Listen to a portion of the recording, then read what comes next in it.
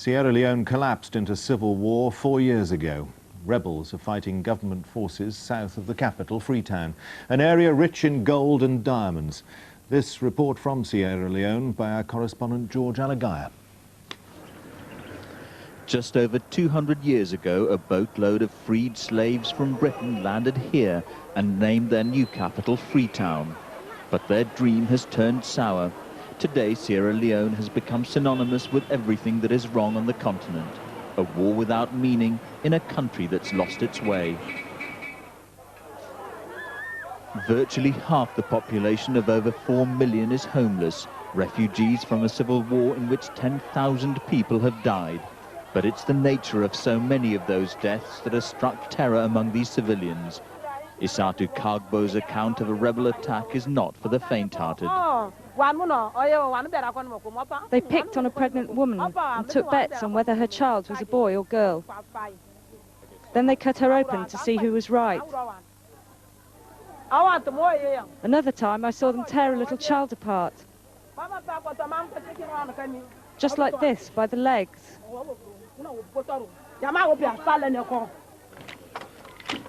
But the difference between rebel and soldier is a matter of degree, not substance.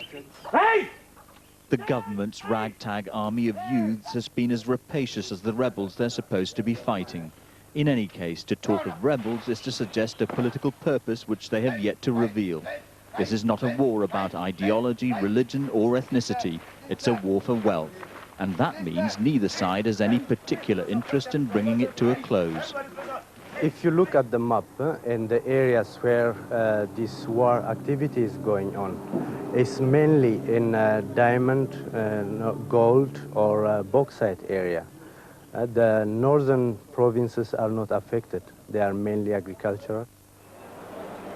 The only people who flourish here are the diamond dealers, and they're not fussy about who they buy from. Last year, Sierra Leonean diamonds worth about £200 million were traded, but only a tenth of that went through official channels. So neither side bothers about winning hearts and minds. Indeed, civilians are scared away from the mining areas. People in this camp outside the town of Bo have been deliberately maimed. The men asked me to show them where my family was hiding. I said no. Then they said they'd send me back to Bo with a message. That's when they did it.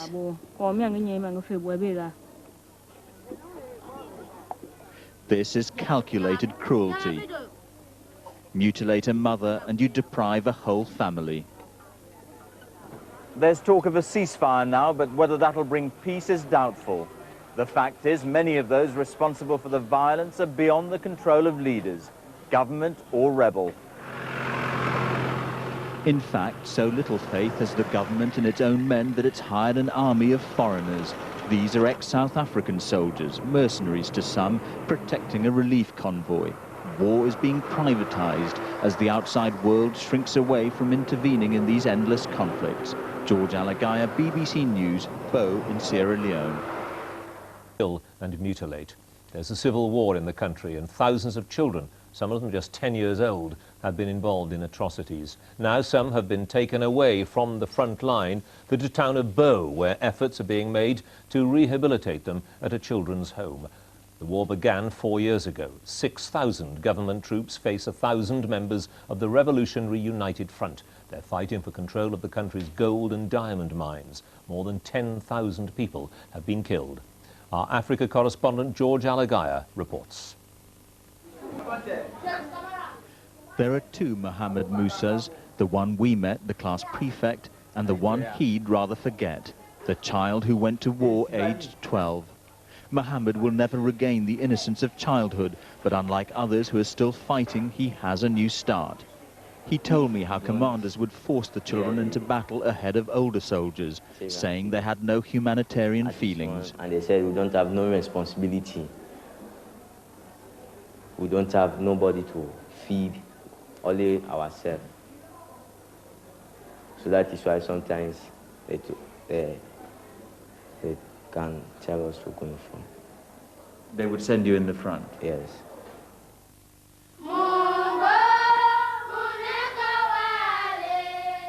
In the provincial town of Bo, a special reception was laid on for us at the Centre for Children Associated with War. We have no mothers, we have no fathers, they sang. There are 100 orphans here. Even their games have been debased by the conflict, as here when they imitate the sound of gunfire with chilling accuracy.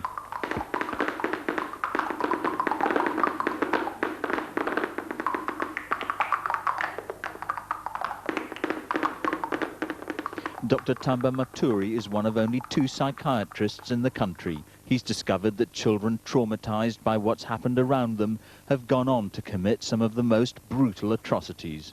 The ex-child combatants did tell me that, in fact, they took knives really and cut off the heads of people. They opened up people's stomach. Some of the children did tell me that. And even to amputate some limbs and then put them in pots to boil. In effect, cannibalism was practiced. Some of them took part in that. When they're here, secure within the walls of the centre, there's some semblance of normality. But it's difficult to imagine these children being able to build stable lives once they leave. George Alagaya, BBC News, Bo in Sierra Leone.